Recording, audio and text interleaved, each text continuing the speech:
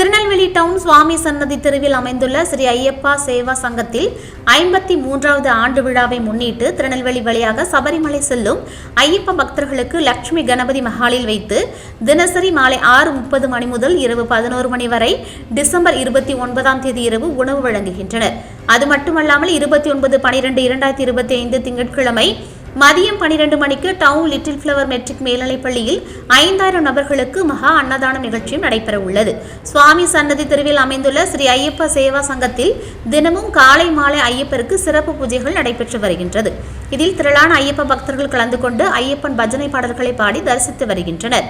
நிகழ்ச்சிக்கான ஏற்பாட்டினை ஸ்ரீ ஐயப்பா சேவா சங்கத்தினர் சிறப்பாக செய்து வருகின்றனர்.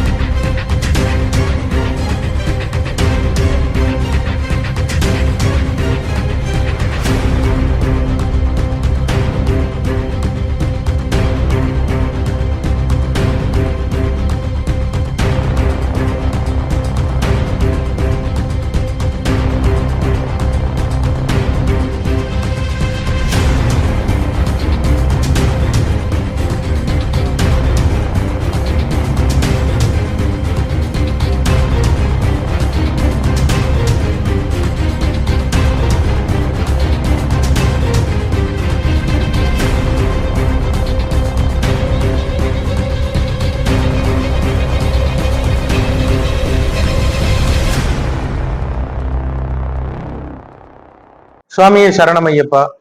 திருநெல்வேலி டவுன் சுவாமி சன்னதி தெருவில் வீட்டிற்கும் ஸ்ரீ ஐயப்ப தேவா சங்கத்தின் 53வது ஆண்டு விழாவை முன்னிட்டு இந்த ஆண்டு நம்முடைய ஐயப்ப தேவா சங்கத்துக்கு எதிராக சுந்தர தெருவில் அமைந்திருக்கும் லட்சுமி கணபதி மஹாலில் வைத்து திருநெல்வேலி வழியாக சபரிமலை யாத்திரை செல்லும் அன்பர்களுக்கும் மற்றும் நெல்லையிலே உள்ள ஐயப்ப பக்தர்கள் அனைவரும் மாலை நேரத்திலே அன்னதானம் உண்டு மகிழ்வதற்காக இங்கே ஒரு 6 மணி முதல் அன்னதானம் ஏற்பாடு செய்துள்ளோம். இரவு வரையிலே தொடர்ச்சியாக இன்று முதல் எங்களுடைய ஆண்டு விழா 4 தினங்கள் வெகு விமர்சையாக 25 முதல் 29 வரை நடைபெற உள்ளது.